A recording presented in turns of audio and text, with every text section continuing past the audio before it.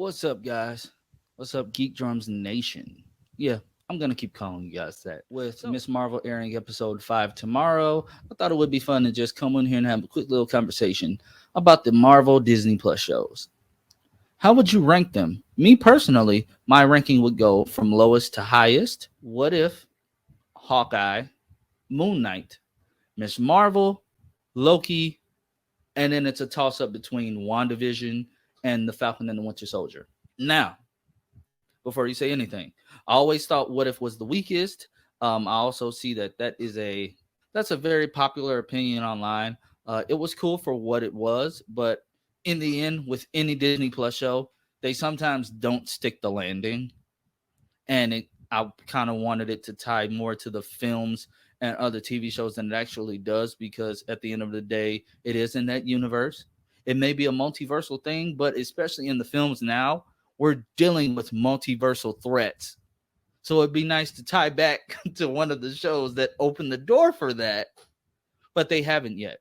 Now, with Hawkeye, Moon Knight, those shows being on the bottom tier for me, it's because ultimately they took too long to build up. The stories were great, getting to meet Layla and Mark and Stephen Grant over there on Moon Knight, Arthur Harrow, getting to see those characters, Oscar Isaac killing that role, Jeremy Renner and Haley Steinfeld and Vincent D'Onofrio even returning to play Kingpin, Haley Steinfeld and Jeremy Renner playing the dual Hawkeyes, bringing forth the whole hearing loss aspect of his character.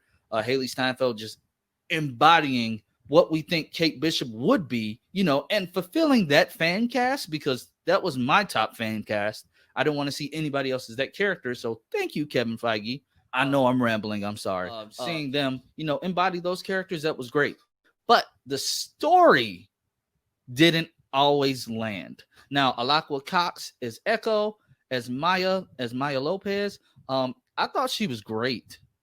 Getting somebody from the deaf community to be on a show like that and kick butt, especially being an amputee, I'm going to be watching her show. Now, that being said, I don't think we got enough of her to warrant a standalone TV show, but they may knock it out the park, and I will eat my words. I am still, looking forward to her show.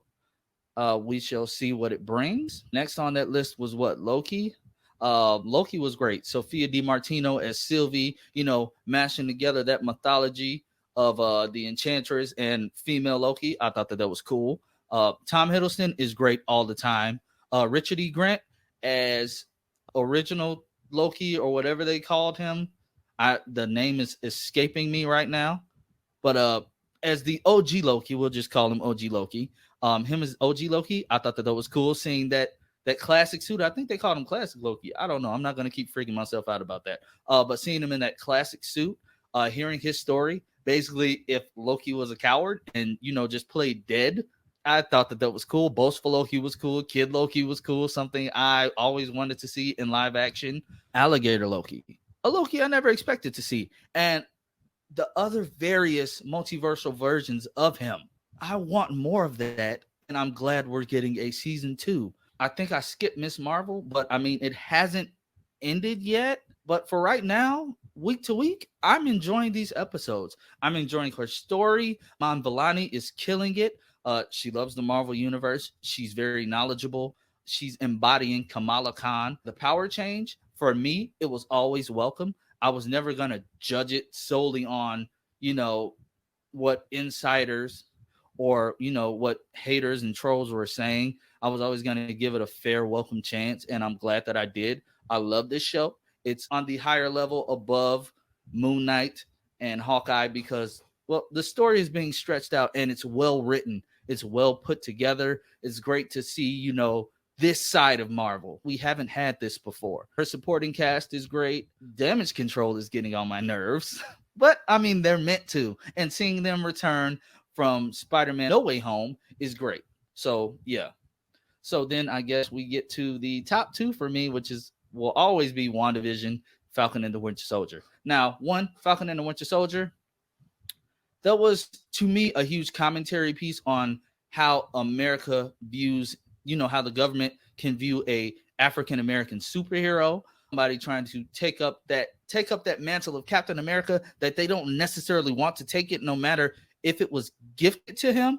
Seeing how they were saying, telling their story, oh, we want to put it in the museum, but then we turn around and you're giving it to John Walker. He didn't really know what it meant. And you guys get where I'm going with this. He didn't understand what it meant, and they were trying to get him to understand it. And unfortunately, somebody got hurt in the process. That whole story was well written, well paced, and from week to week, I got mad that we had to wait to see what would happen. After that episode of him, beating that guy to death, I was mad that we didn't have the next episode right that second.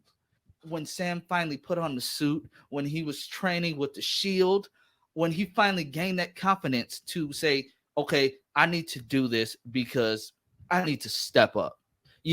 After all the conversations with Isaiah Bradley, seeing that they were introducing Patriot, Isaiah Bradley's grandson.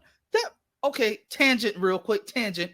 I'm ready for Young Avengers. Just give it to us already. Seeing the whole dynamic between Sam and Bucky, that's great as always. They are hilarious together. I really hope that we get to see more of that duo in the films.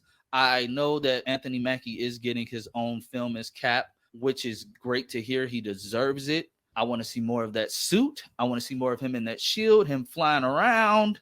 He just basically lets you know you don't need to have a super soldier serum, basically, for lack of better words, as he put it in so many words, white skin to represent the country that he lives in. And I thought that was a very powerful show. And especially in the time frame that we were in at the time when it came out, it was very welcome. Now, some people may think they went too political, but I mean, it's Captain America. What do you expect? So, WandaVision, it was a piece on trauma and being able to accept the unacceptable. And I think they all knocked it out the park. It was our very first Disney Plus show. Was it slow at first? Yes. Did it divide people? Yes. Was I one of the ones that, was kind of put off at first by how it was going? Yes. But I stuck around, and I'm glad I did. Marvel and Disney knocked this show out the park. It is top-notch storytelling. The pacing was great. The twists and turns that you get to every week, they were great. Bringing back classic Quicksilver, I mean, that was cool. In the end, it was a big joke, but it was cool. It was good to see him. There goes that train. So let me wrap this up. WandaVision will always be a favorite. Those two are the most rewatchable for me. WandaVision and Falcon and the Winter Soldier. What do you guys think? Let me know down in the comment section.